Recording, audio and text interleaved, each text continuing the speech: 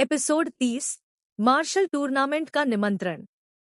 स्वर्णवन पर छाया अंधकार धीरे धीरे पीछे हट चुका था, लेकिन वहां मौजूद किसी भी व्यक्ति के मन से उस रात का भय नहीं गया था।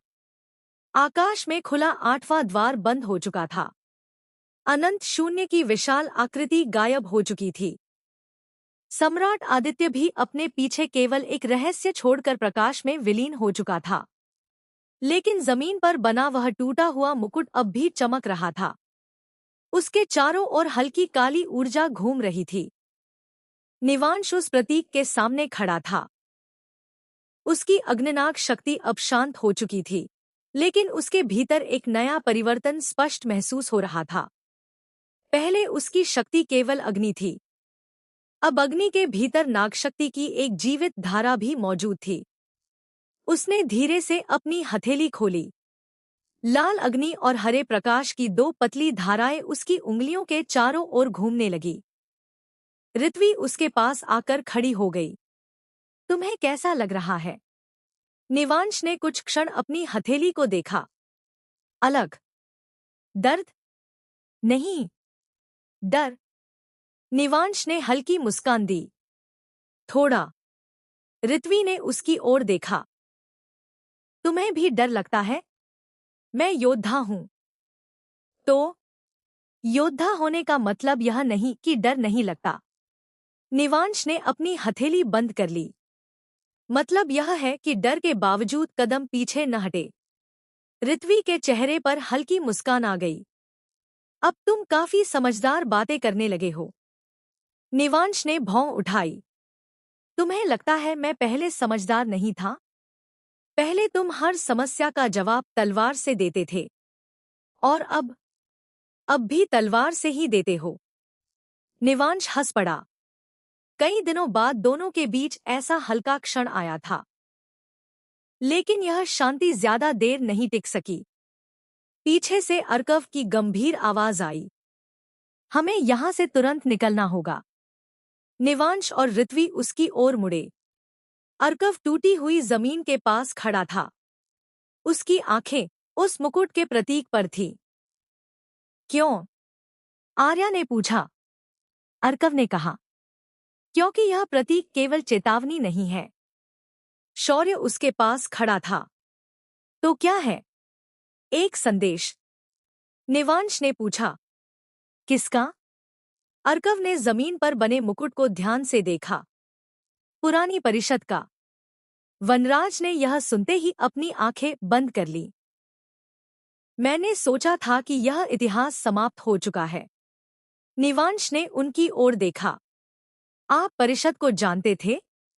वनराज ने उत्तर नहीं दिया। ऋत्वी ने पूछा, आप हमें कितनी बातें छिपाने वाले हैं? वनराज ने उसकी ओर देखा। कुछ क्षण बाद बोले, जितनी बातें तुम्हारे जीवित रहने के लिए जरूरी थी। ऋत्वी की आंखें कठोर हो गईं। और अब वनराज ने टूटा हुआ मुकुट देखा।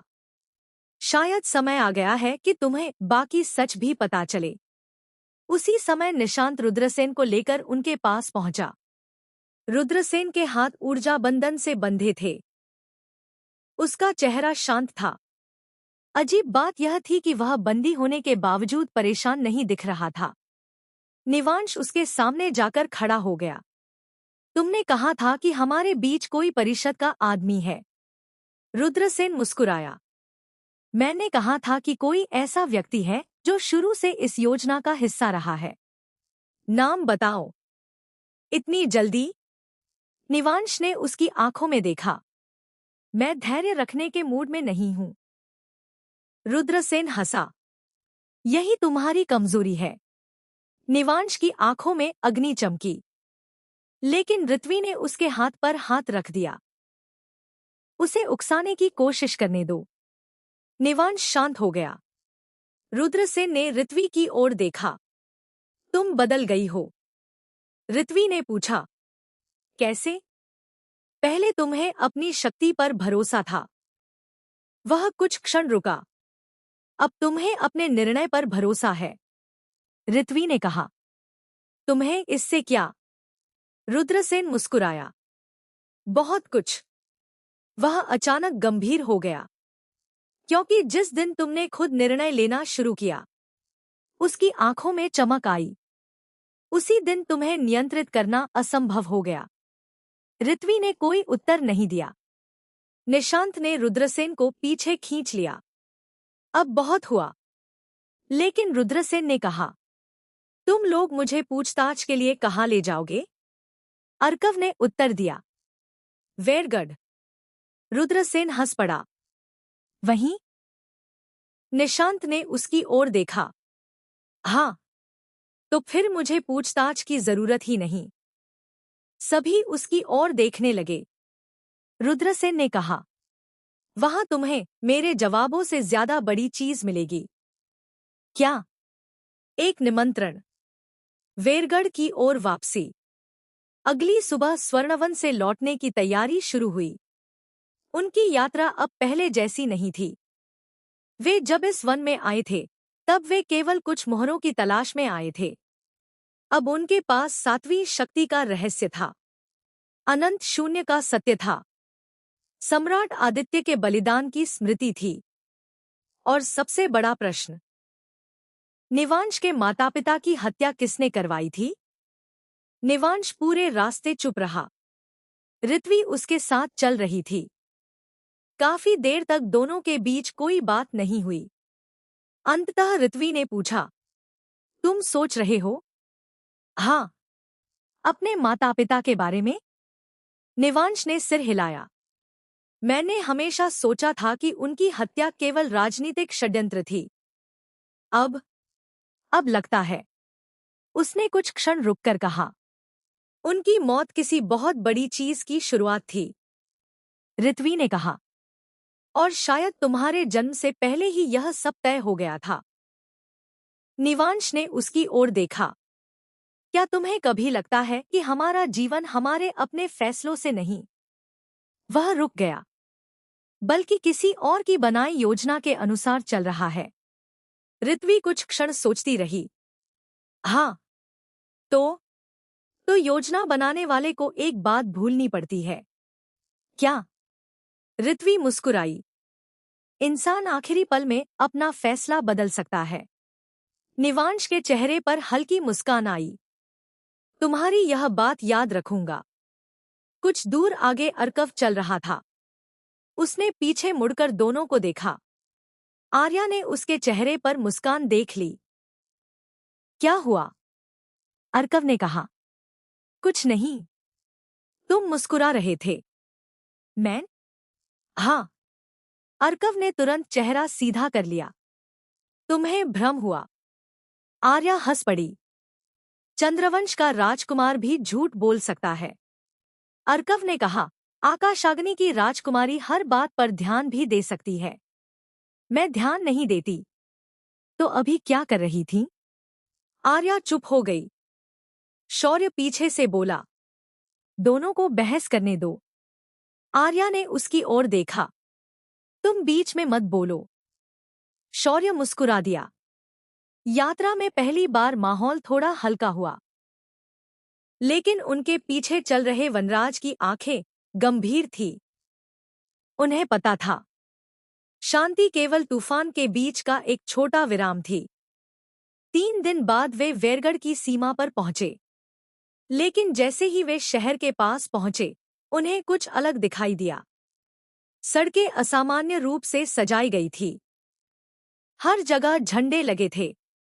सैनिकों की संख्या सामान्य से कहीं अधिक थी। शहर के मुख्य द्वार पर बड़े अक्षरों में लिखा था, महान मार्शल महासंग्राम वेरगढ़। निवांश रुक गया। यह क्या है? अर्कव ने कहा, मार्शल टूर्नामेंट। ऋत्वी ने उसकी ओर देखा। इतने बड़े स्तर पर? अर्कव ने कहा, हर 5 वर्ष में 8 और समूहों के बीच एक महान मार्शल प्रतियोगिता होती है। आर्या ने पूछा, लेकिन इस बार तो 7 समूहों की स्थिति अस्थिर है। अर्कव ने कहा, इसीलिए यह टूर्नामेंट सामान्य नहीं है। निवांश ने रुद्रसेन की ओर देखा। क्या तुम्हें इसके बारे में पता था? रुद्रसेन मुस्कुराया। मैंने कहा था ना। उसने कहा, तुम्हें एक निमंत्रण मिलेगा। निवांश ने भौहें सिकोड़ ली। क्या? रुद्रसेन ने शहर के द्वार की ओर देखा। तुम्हारे आने से पहले ही टूर्नामेंट की घोषणा हो चुकी है। निशांत ने पूछा। किसने?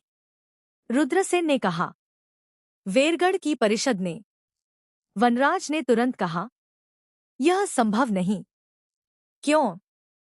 परिषद को पता होना चाहिए कि आठों समूहों की शक्तियां अस्थिर हैं। रुद्रसेन हंसा। उन्हें पता है। फिर भी टूर्नामेंट? हाँ, रुद्रसेन ने कहा। क्योंकि यह केवल टूर्नामेंट नहीं है। निवांश ने पूछा। तो क्या है? रुद्रसेन ने उसकी आंखों में देखते हुए कहा।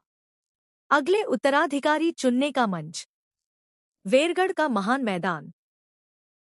शहर के भीतर प्रवेश करते ही उन्हें हर ओर योद्धा दिखाई देने लगे। अग्निवंश के योद्धा लाल कवच में थे। चंद्रवंश के योद्धा रजत वस्त्रों में। सूर्यवंश के योद्धा सुनहरे कवच में। आकाशाग्नि वंश के योद्धा नीले और सफेद ध्वज लेकर खड़े थे। इसके अलावा वज्र, वन और नाग समूहों के योद्धा भी अलग अलग शिविरों में मौजूद थे। निवांश ने ध्यान से सबको देखा।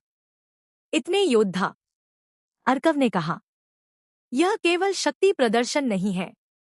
तो हर समूह अपने सबसे शक्तिशाली योद्धाओं को लेकर आया है, आर्या ने कहा। मतलब कोई बड़ा निर्णय होने वाला है? ऋत्वी ने पूछा। किस बारे में? अर्कव ने उत्तर नहीं दिया। तभी एक सैनिक तेजी से उनकी ओर आया। अग्निवंश के उत्तराधिकारी निवांश? निवांश ने कहा। हाँ। सैनिक ने झुककर एक मुहरबंद पत्र आगे बढ़ाया। आपके लिए। निवांश ने पत्र लिया। मुहर पर वही प्रतीक था, टूटा हुआ मुकुट। उसने मुहर तोड़ी। पत्र में केवल कुछ पंक्तियां थीं। अग्निवंश के उत्तराधिकारी निवांश को महान मार्शल महासंग्राम में आधिकारिक रूप से आमंत्रित किया जाता है। आपकी भागीदारी केवल प्रतियोगिता नहीं होगी। आपकी जीत या हार से आठों समूहों के भविष्य का निर्णय होगा। निवांश ने नीचे देखा। अंतिम पंक्ति पढ़ते ही उसका चेहरा कठोर हो गया। यदि आप टूर्नामेंट में उपस्थित नहीं हुए तो अग्निवंश को विश्वासघाती समूह घोषित कर दिया जाएगा। ऋत्वी ने पत्र पढ़ा। यह धमकी है, निशांत ने कहा। हाँ। अर्कव ने पत्र लिया और मुहर को ध्यान से देखा। यह परिषद की आधिकारिक मुहर नहीं है। वनराज ने तुरंत पूछा। तो किसकी? अर्कव ने कहा। किसी पुराने संगठन की, शौर्य ने धीरे से कहा। और वही संगठन रुद्रसेन से जुड़ा है। सभी की नजर रुद्रसेन पर गई। वह शांत खड़ा था। निवांश ने पूछा। तुम्हें पता था? हाँ। टूर्नामेंट के बारे में? हाँ। और यह निमंत्रण? हाँ। निवांश ने तलवार की मूठ पर हाथ रखा। तो पहले क्यों नहीं बताया? रुद्रसेन ने कहा। क्योंकि तुम्हें यहां आना ही था। क्यों? रुद्रसेन ने शहर के विशाल मैदान की ओर देखा। क्योंकि जो व्यक्ति तुम्हारे माता पिता की हत्या का आदेश देने वालों में से एक था, वह रुका। वह आज इसी शहर में मौजूद है। निवांश की आंखों में अग्नि चमक उठी। कौन? रुद्रसेन ने उत्तर दिया। तुम्हारे सामने आने से पहले, उसने धीरे से कहा। वह स्वयं तुम्हें देखने आएगा। उसी समय वेरगढ़ का राजमहल। महल के सबसे ऊंचे कक्ष में कई लोग एकत्र थे। बीच में एक विशाल गोल मेज थी। उस पर 8 समूहों के प्रतीक बने थे। लेकिन एक स्थान खाली था। वह था अग्निवंश। एक वृद्ध परिषद सदस्य ने कहा। निवांश आ गया है। दूसरे ने पूछा। और ऋत्वी?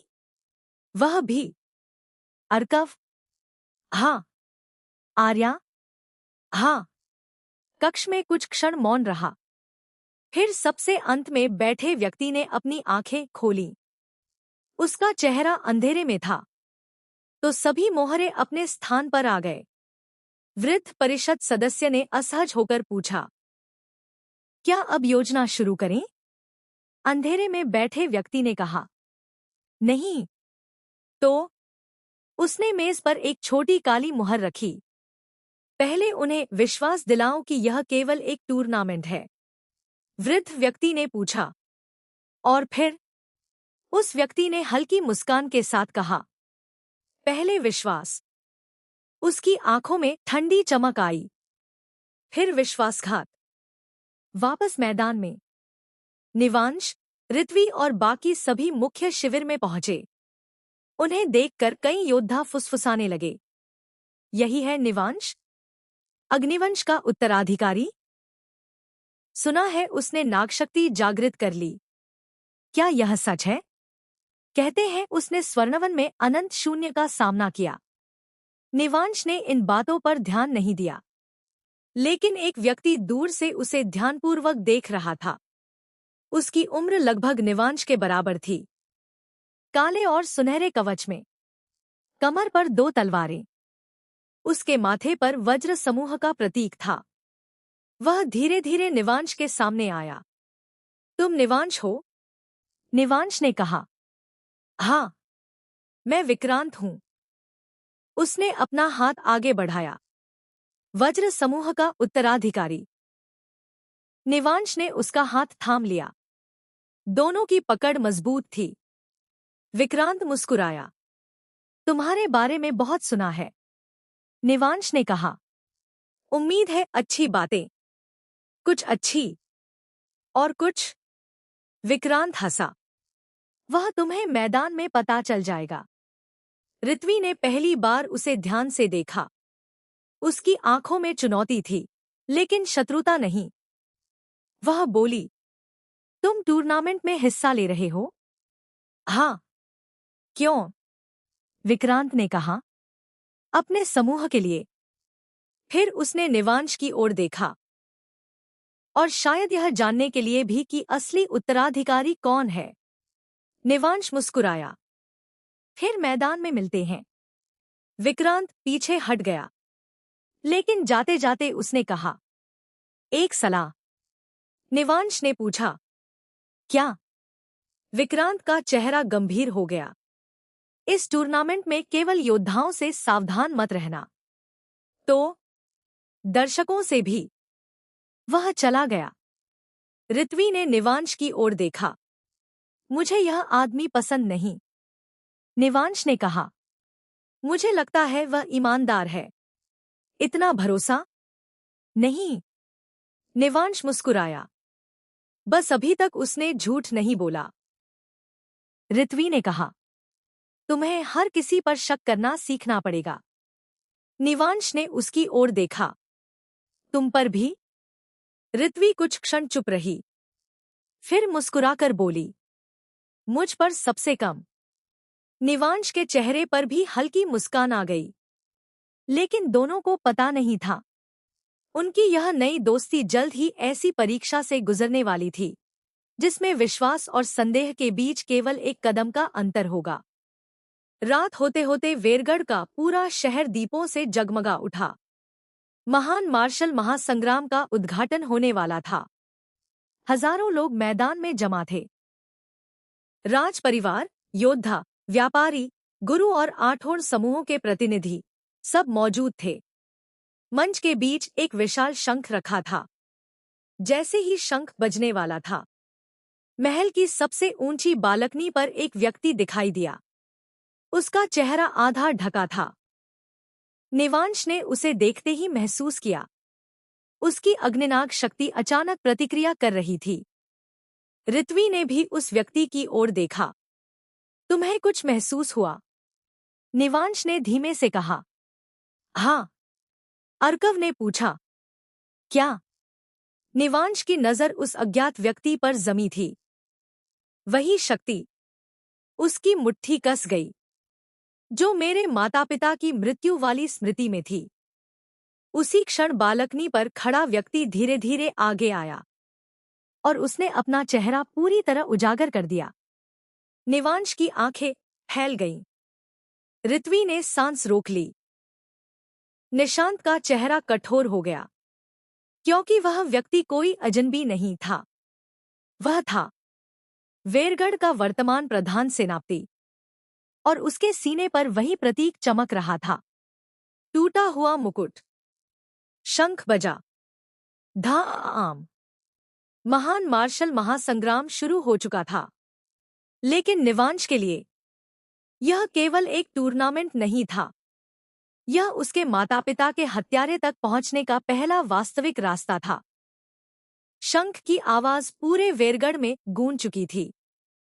महान मार्शल महासंग्राम आधिकारिक रूप से शुरू हो चुका था। विशाल मैदान के चारों ओर हजारों दर्शक बैठे थे। आठों समूहों के ध्वज हवा में लहरा रहे थे और बीच में बना युद्धमंच दिव्य ऊर्जा से चमक रहा था। लेकिन निवांश की नजर अब भी महल की ऊंची बालकनी पर थी। वहां खड़ा व्यक्ति था, वेरगढ़ का प्रधान सेनापति वीरेंद्र। उसके सीने पर चमक रहा था वही प्रतीक, टूटा हुआ मुकुट। निवांश की मुट्ठी तलवार पर कस गई। ऋत्वी ने धीमे स्वर में कहा, निवांश, अभी नहीं। मुझे पता है तुम्हारी शक्ति उसकी ओर प्रतिक्रिया कर रही है। हाँ, तो इसका मतलब? निवांश ने उसकी बात पूरी की। उसका संबंध मेरे माता पिता की हत्या से है। अर्कव उनके पास आया।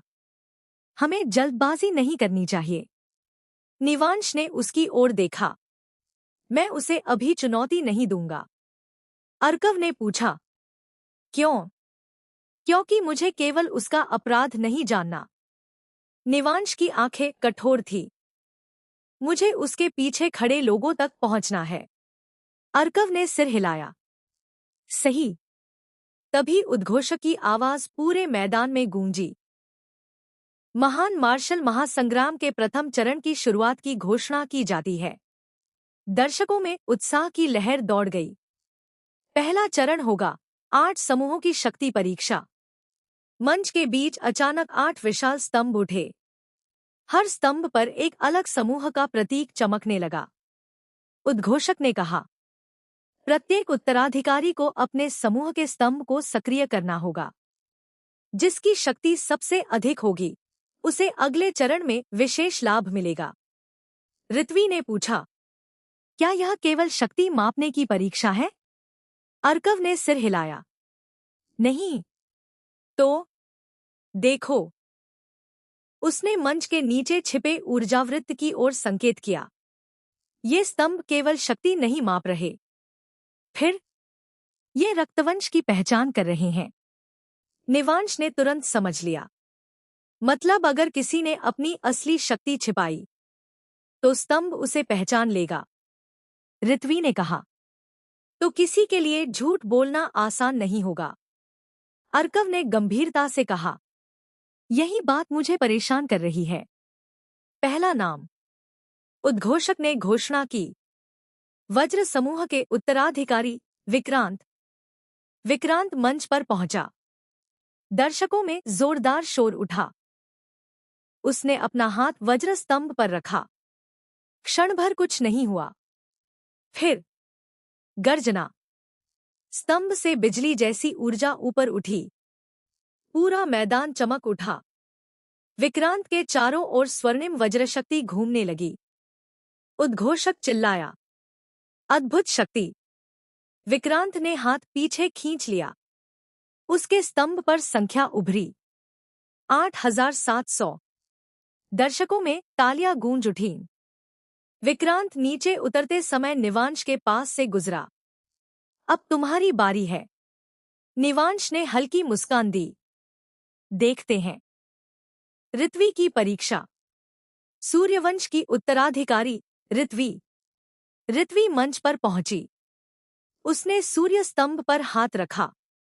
पहले हल्की सुनहरी रोशनी निकली, फिर अचानक पूरा स्तंभ सूर्य की तरह चमकने लगा।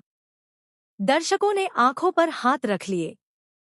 संख्या दिखाई दी, 9100। उद्घोषक कुछ क्षण चुप रह गया। सूर्यवंश की असाधारण शक्ति। ऋत्वी नीचे उतरी। निवांश ने मुस्कुराकर कहा, मुझे पता था। ऋत्वी ने पूछा, क्या तुम मुझसे आगे निकलोगी? और अगर निकल गई तो मैं तुम्हें बधाई दूंगा। ऋत्वी हंस पड़ी। और अगर तुम आगे निकले? तब तब मैं तुम्हें बधाई दूंगी। दोनों मुस्कुराए। लेकिन उसी समय बालकनी से वीरेंद्र उन्हें देख रहा था। उसकी नजर विशेष रूप से ऋत्वी पर थी। उसने पास खड़े एक व्यक्ति से धीमे स्वर में कहा, दोनों एक दूसरे के करीब आ रहे हैं। उस व्यक्ति ने पूछा, क्या यह समस्या है? वीरेंद्र ने कहा, अभी नहीं। और बाद में? वीरेंद्र की आंखों में ठंडी चमक आई। तब यह हमारी सबसे बड़ी समस्या होगी। निवांश का नंबर। उद्घोषक ने आखिरकार घोषणा की। अग्निवंश के उत्तराधिकारी निवांश। पूरा मैदान शांत हो गया। निवांश धीरे धीरे मंच की ओर बढ़ा। उसके कदमों के साथ उसके भीतर की अग्निनाग शक्ति हल्के हल्के सक्रिय होने लगी। अर्कव ने उसे चेतावनी दी, अपनी पूरी शक्ति मत दिखाना। निवांश ने पूछा, क्यों? क्योंकि हमें नहीं पता कि ये स्तंभ केवल शक्ति माप रहे हैं या कुछ और भी। निवांश ने सिर हिलाया। समझ गया। वह अग्नि स्तंभ के सामने पहुंचा। उसने अपना हाथ रखा। कुछ नहीं हुआ। 1 क्षण, 2 क्षण, 3 क्षण। दर्शकों में फुसफुसाहट शुरू हो गई। क्या उसकी शक्ति समाप्त हो गई? क्या यही है अग्निवंश का उत्तराधिकारी? विक्रांत भी आश्चर्य से देख रहा था। ऋत्वी चिंतित हो गई। निवांश। तभी धड़ाम, स्तंभ के भीतर से लाल अग्नि फूटी। लेकिन उसके साथ हरी ऊर्जा भी निकल आई। पूरा मंच कांप गया। उद्घोषक पीछे हट गया। यह क्या है? लाल और हरी ऊर्जा आपस में घूमते हुए एक विशाल नागाकार अग्नि में बदल गई। दर्शकों में भय की लहर दौड़ गई। नागशक्ति, अग्नि और नाग दोनों? यह कैसे संभव है? स्तंभ पर संख्या तेजी से बढ़ने लगी। 7,000, 9,000, 11,000। फिर अचानक संख्या गायब हो गई। उसकी जगह केवल एक शब्द दिखाई दिया, अज्ञात। पूरा मैदान मौन हो गया। अर्कव की आंखें फैल गईं। यही डर था। ऋत्वी ने पूछा, क्या स्तंभ उसकी शक्ति को माप ही नहीं पा रहा? निवांश ने हाथ पीछे खींच लिया। अग्नि शांत हो गई। लेकिन उसी क्षण उसे अपने कानों में एक फुसफुसाहट सुनाई दी, उत्तराधिकारी। निवांश ने पीछे देखा। कोई नहीं था। फिर वही आवाज, तुम्हें यहां नहीं आना चाहिए था। निवांश की आंखें सिकुड़ गईं। कौन हो? कोई उत्तर नहीं आया। अचानक हमला। उद्घोषक कुछ कह पाता उससे पहले मंच के नीचे से एक काली ऊर्जा की लहर निकली। धड़ाम, मंच का एक हिस्सा टूट गया। लोग चीखते हुए पीछे हटने लगे। सैनिक तुरंत आगे बढ़े।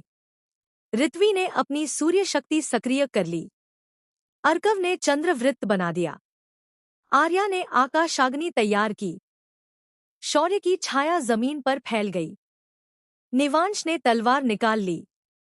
सभी पीछे हटो। लेकिन हमला दर्शकों पर नहीं था।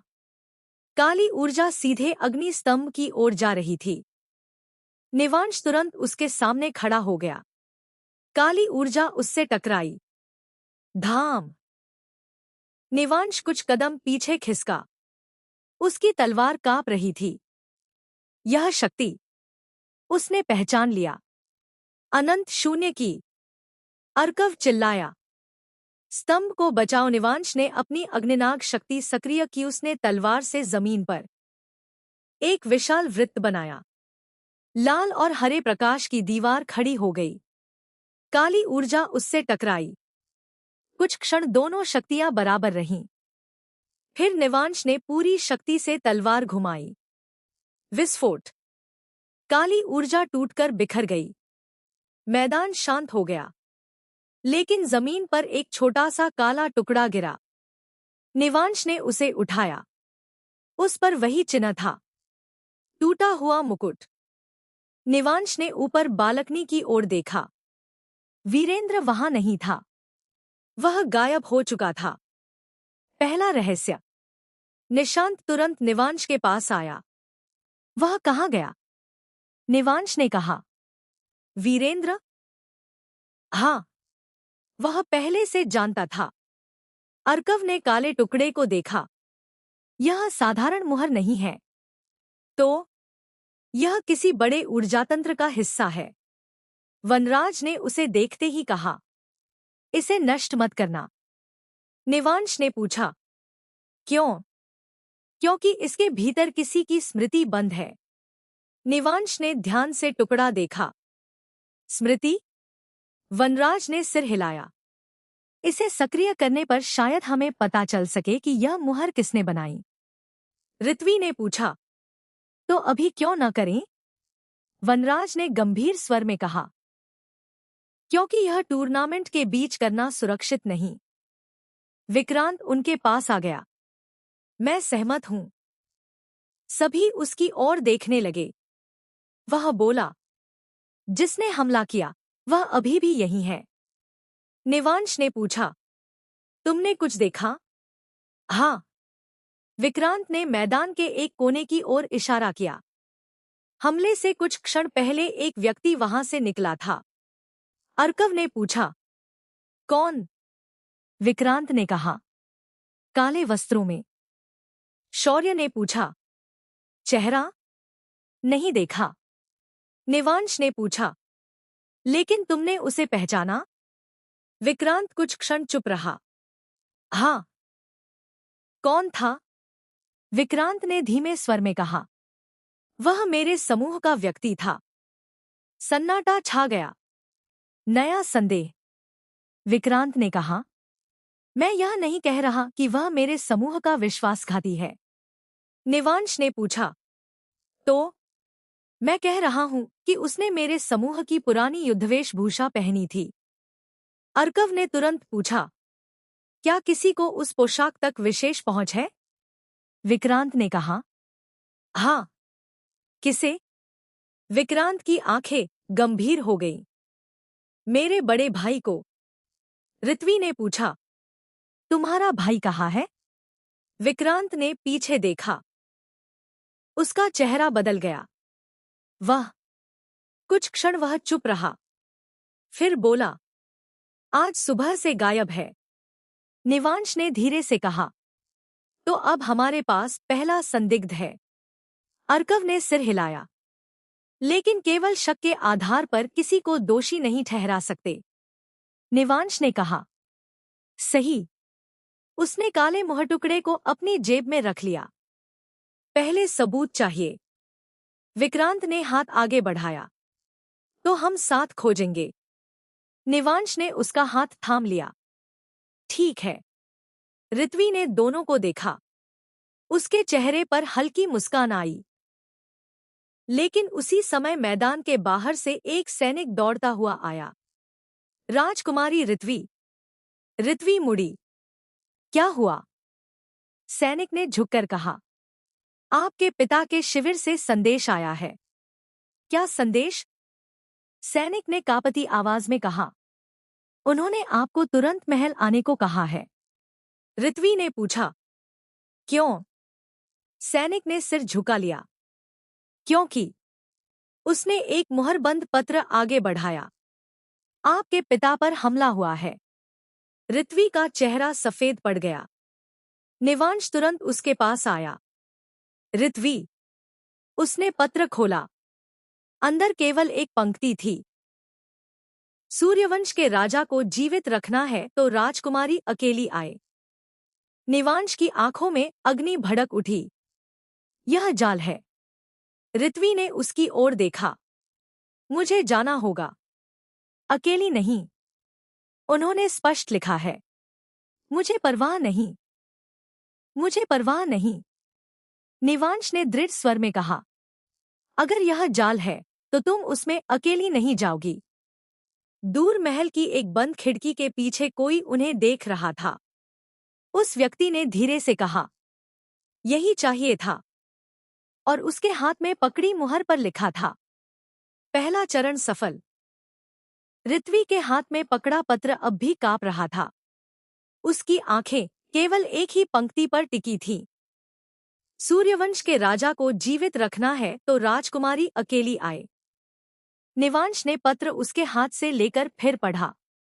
यह निश्चित रूप से जाल है। ऋत्वी ने शांत लेकिन दृढ़ आवाज में कहा, हो सकता है, हो सकता है नहीं, यह जाल है। और अगर पिताजी सच में खतरे में हैं? निवांश कुछ क्षण चुप रहा।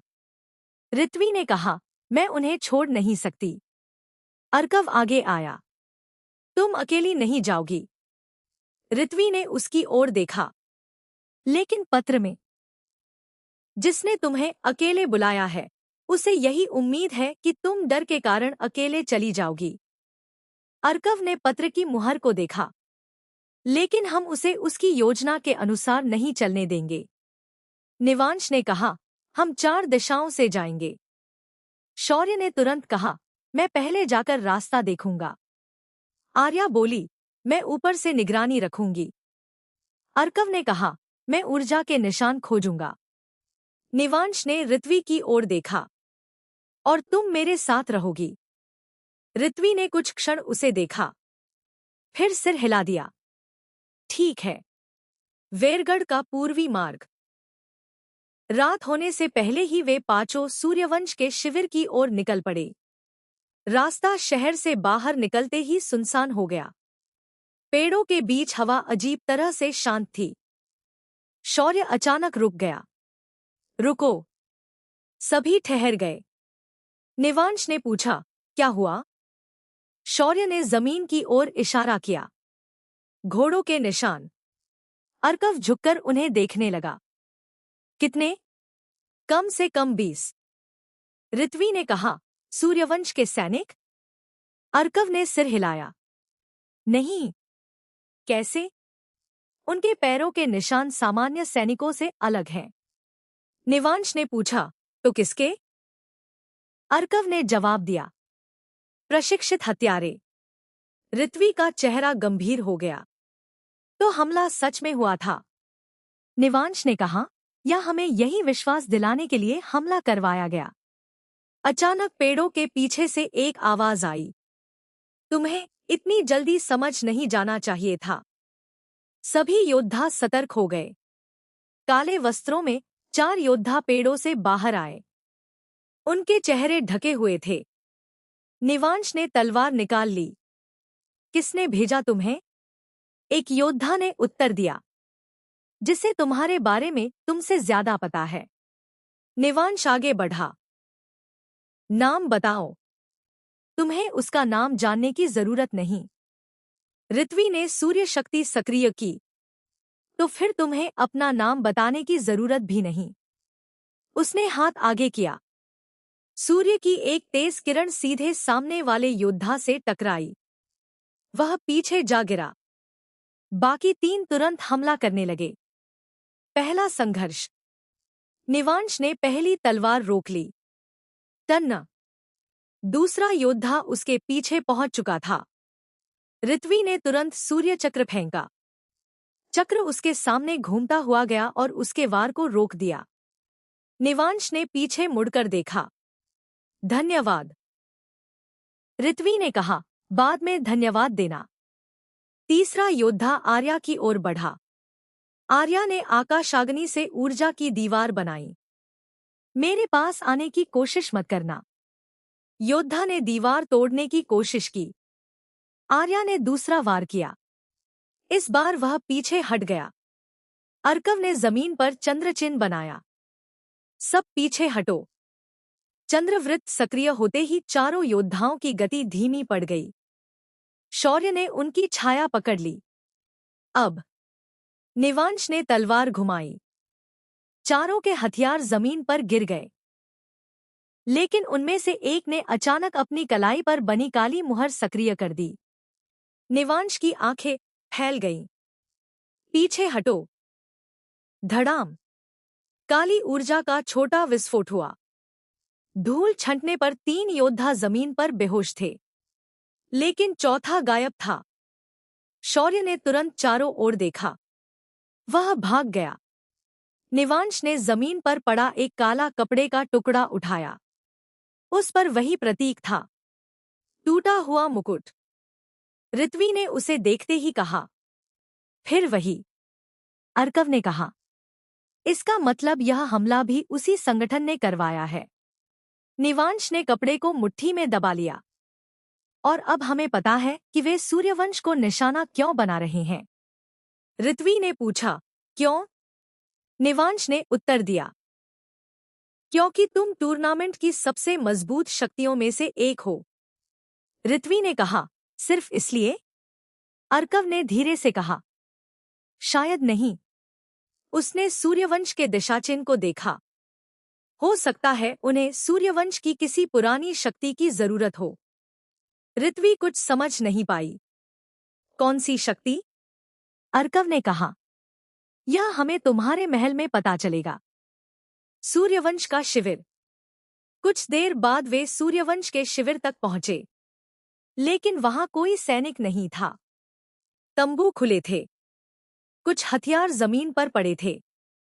घोड़ों के बंधने की जगह खाली थी। ऋत्वी तेजी से आगे बढ़ी। पिताजी। कोई उत्तर नहीं आया। उसने मुख्य तंबू का पर्दा हटाया। अंदर सब अस्तव्यस्त था, लेकिन राजा वहां नहीं थे। ऋत्वी ने एक सैनिक से पूछा, मेरे पिता कहाँ हैं? सैनिक कांपते हुए बोला, हमें नहीं पता। तुम यहां थे? हाँ। फिर हुआ क्या? सैनिक ने कहा। अचानक काले वस्त्रों में सैनिक आए। उन्होंने किसी को मारने की कोशिश नहीं की। वे सीधे राजकक्ष में गए। ऋत्वी ने पूछा, और मेरे पिता? उन्हें साथ ले गए। निवांश ने पूछा, किस दिशा में? सैनिक ने बाहर की ओर इशारा किया। उत्तर। शौर्य तुरंत बाहर चला गया। कुछ क्षण बाद उसकी आवाज आई, निशान है। सभी बाहर पहुंचे। जमीन पर घोड़ों के निशान थे, लेकिन इस बार निशानों के साथ एक और चीज थी, सूर्यवंश का राजचिन्ह। ऋत्वी ने उसे उठाया। उसकी आंखें नम हो गईं। यह पिताजी की तलवार का हिस्सा है। निवांश ने पूछा, तो वह जीवित है? ऋत्वी ने सिर हिलाया। हाँ। अचानक पीछे से किसी ने कहा, जीवित है। सभी घूमे। वहां एक वृद्ध सैनिक खड़ा था। उसने कहा, राजा को वे जीवित लेकर गए। ऋत्वी उसके पास पहुंची। कहाँ? वृद्ध ने कांपती आवाज में कहा, पुराने सूर्य मंदिर में। अर्कव ने तुरंत कहा, पुराना सूर्य मंदिर? वृद्ध ने सिर हिलाया। वहां वर्षों से कोई नहीं जाता।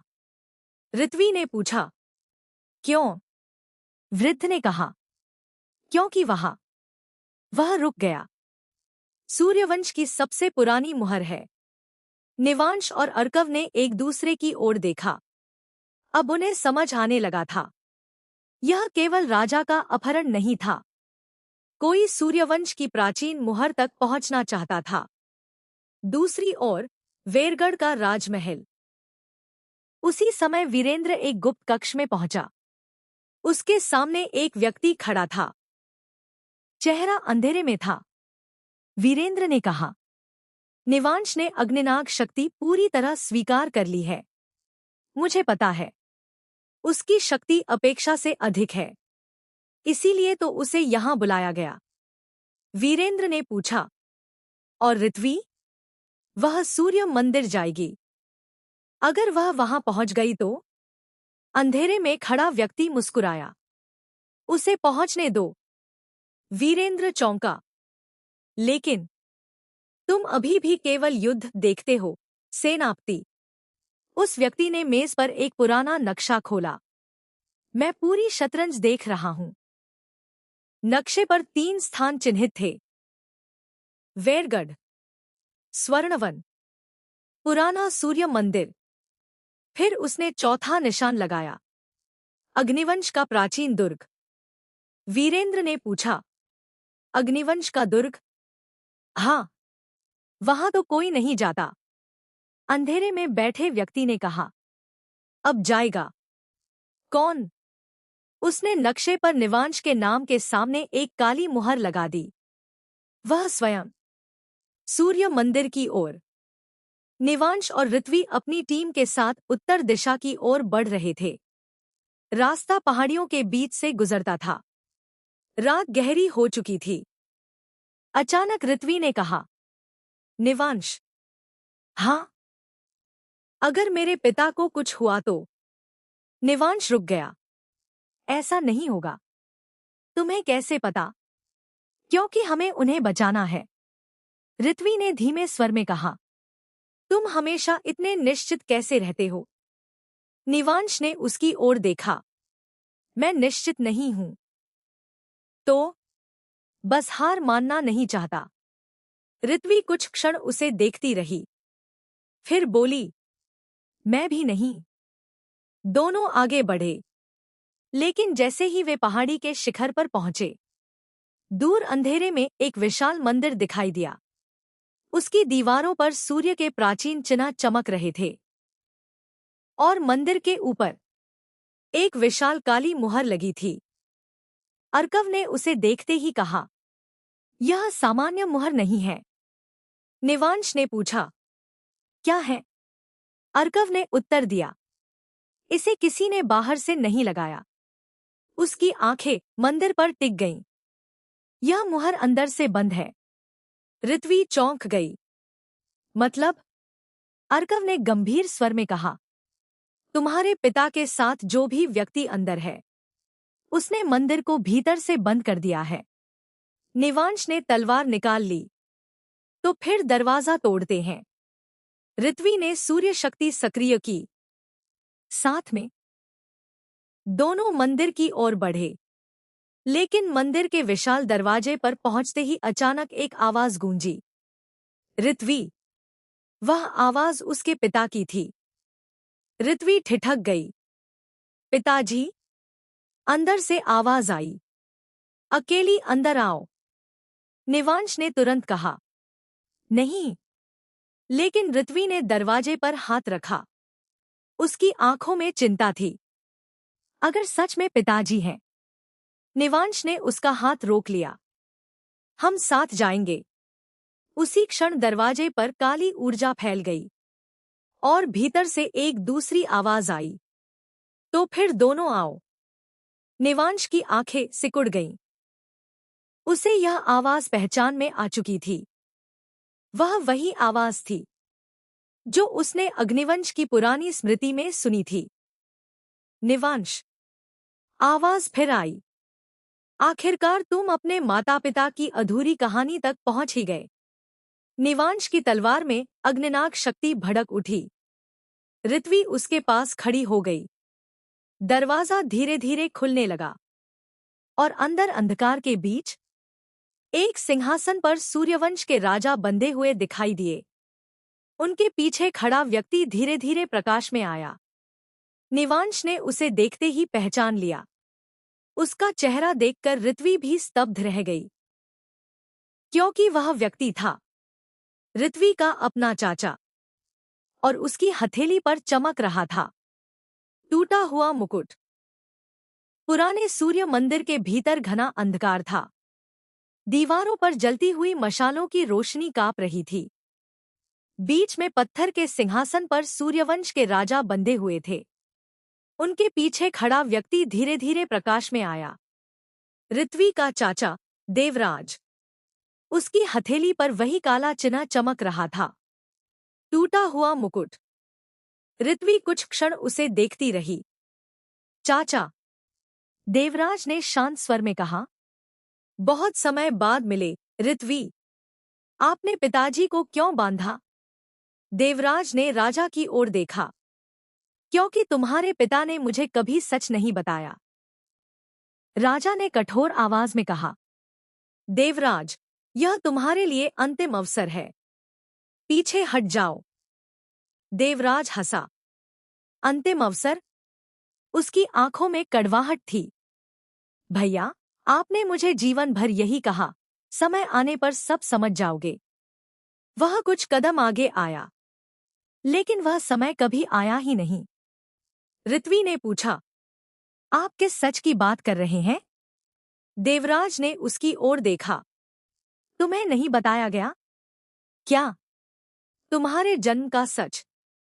निवांश की आंखें सिकुड़ गईं। ऋत्वी कुछ क्षण चुप रही। मेरे जन्म का? देवराज मुस्कुराया। हाँ, राजा ने तुरंत कहा। ऋत्वी, उसकी बातों पर विश्वास मत करना। देवराज ने राजा की ओर देखा। अब भी? फिर उसने ऋत्वी से कहा, तुम्हें बताया गया कि तुम सूर्यवंश की राजकुमारी हो।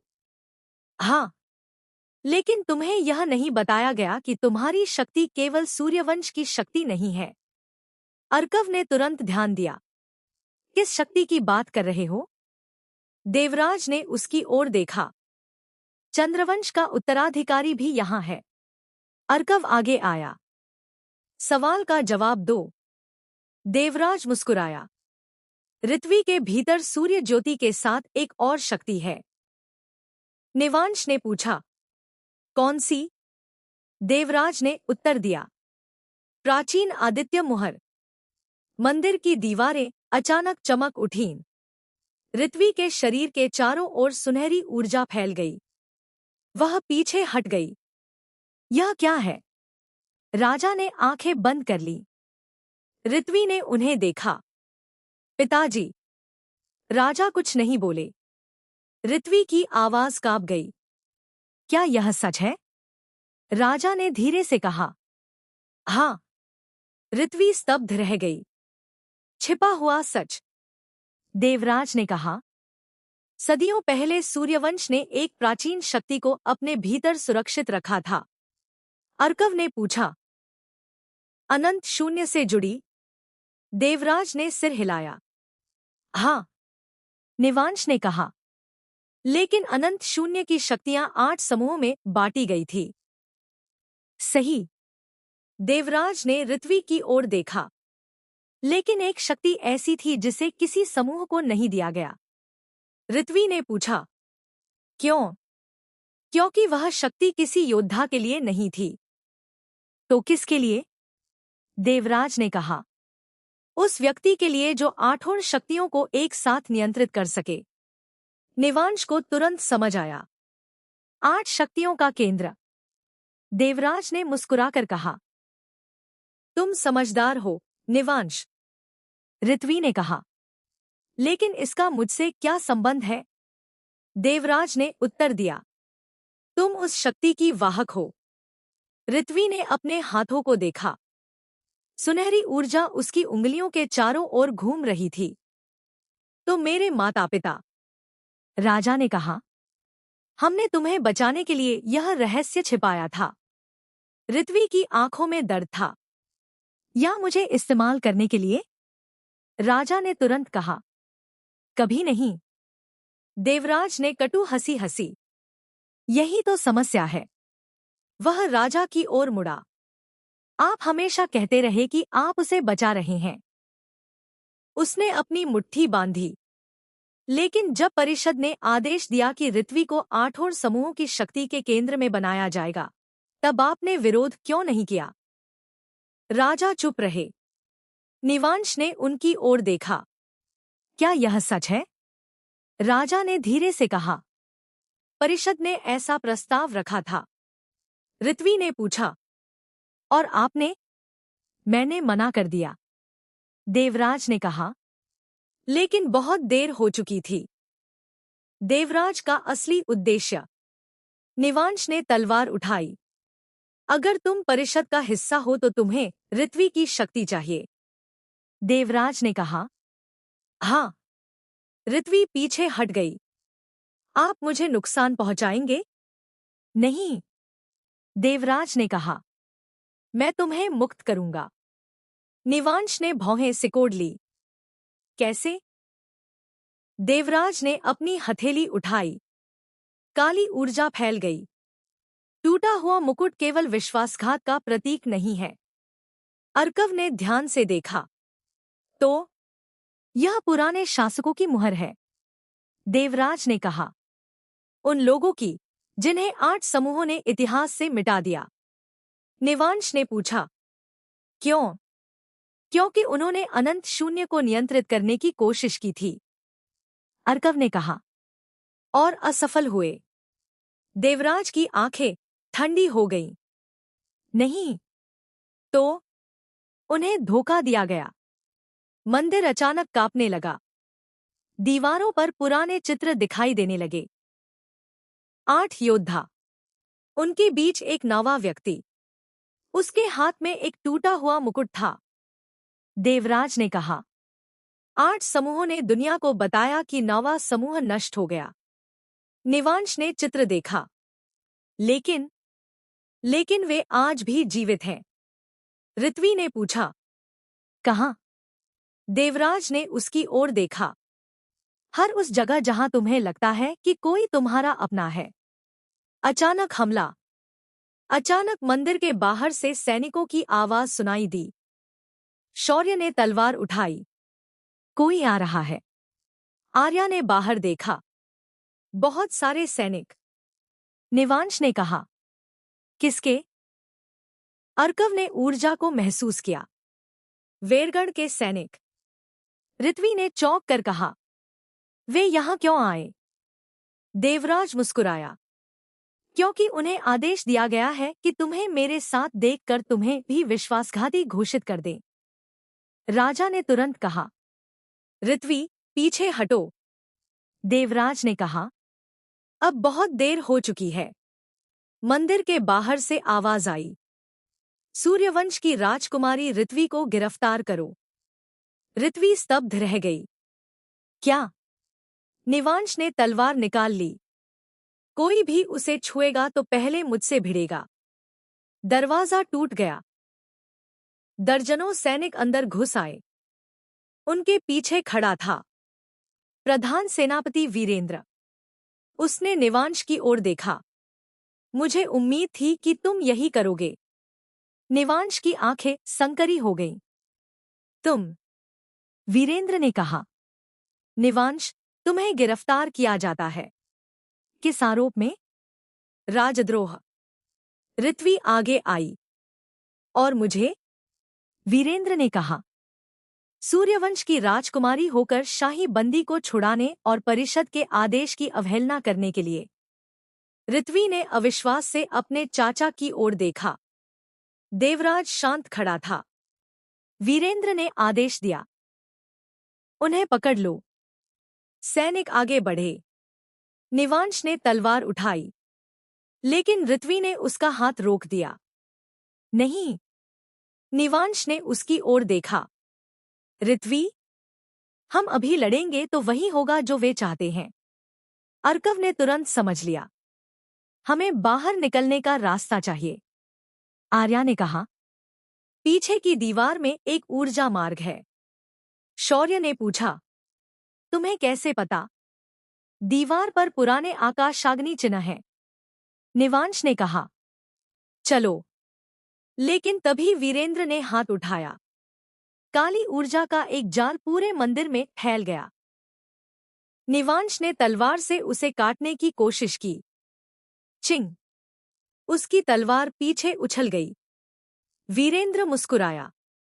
यह वही ऊर्जा है जिसने तुम्हारे माता पिता को कमजोर किया था।